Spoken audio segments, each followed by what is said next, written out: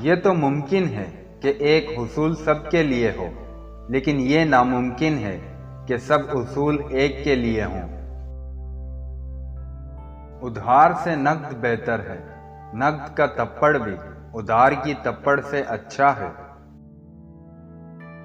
عورت کا مرد کی زندگی میں اتنا دخل ہونا چاہیے جتنا کہ پکوان میں نمک کا ہوتا ہے۔ زیادہ نمک بھی زہر ہوتا ہے۔ تم اپنے پیٹ سے زیادہ نہیں کھا سکتے، اس لیے وہ آدھی روٹی جو تم نے نہیں کھائی دوسرے کا حصہ ہے۔ شادی اور محبت اگر الگ الگ انسان سے ہو تو ایک طرفہ عذاب ہے۔ اگر معاشرے میں معافی مانگنے اور معاف کرنے کا عمل شروع ہو جائے تو ظلم کا عمل رک جاتا ہے۔ تنکے کو بھی حقیر نہ سمجھو ورنہ وہ تمہاری آنکھ میں پڑ جائے گا۔ کامیابی ایک خوبصورت تتلی ہے جس کے تعاقب میں انسان بہت دور نکل جاتا ہے۔ ظالم کا سب سے بڑا ظلم یہی ہے کہ وہ مظلوم کو ظلم سہنے اور ظلم میں رہنے کی تعلیم دے چکا ہوتا ہے۔ جب تم اپنے غم کسی ہمسائے کو سناتے ہو تو گویا دل کا ایک لفظ اس کے حوالے کرتے ہو۔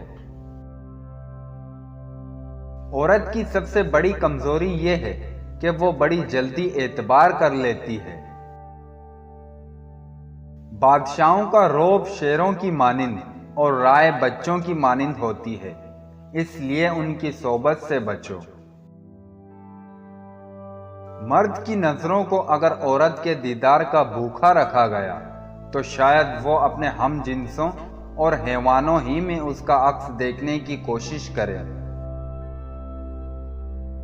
اتنا کھاؤ جتنا ہضم کر سکو، اتنا پڑھو جتنا جذب کر سکو۔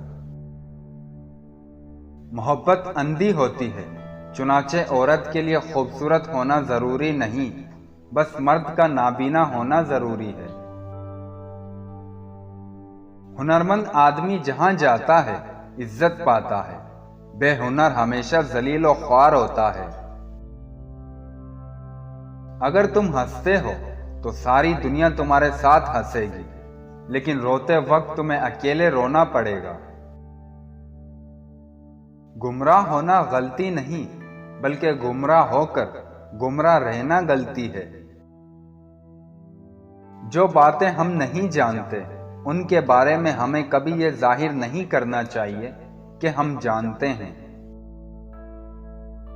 ایک اعلیٰ مقصد کی تلاش شروع کریں، ایسا مقصد جو آپ کی شناخت بنے، آپ کو زندہ رکھے مرنے کے بعد بھی اور لوگوں کے دلوں میں۔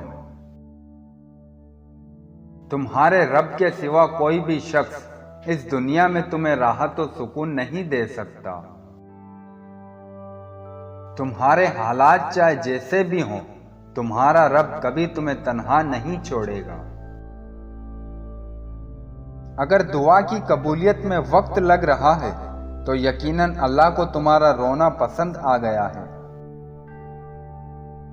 کچھ چیزیں دیر سے ملیں گی، بس تم دعائیں کرتے رہنا اور صبر کرنا۔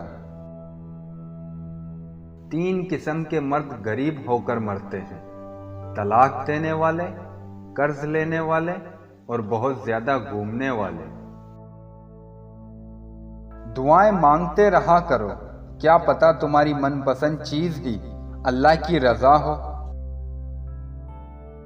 مدد کرنا سیکھیے فائدے کے بغیر، ملنا جلنا سیکھیے مطلب کے بغیر، عاجزی سے چلنا سیکھیے غرور کے بغیر، زندگی جینا سیکھیے دکھاوے کے بغیر۔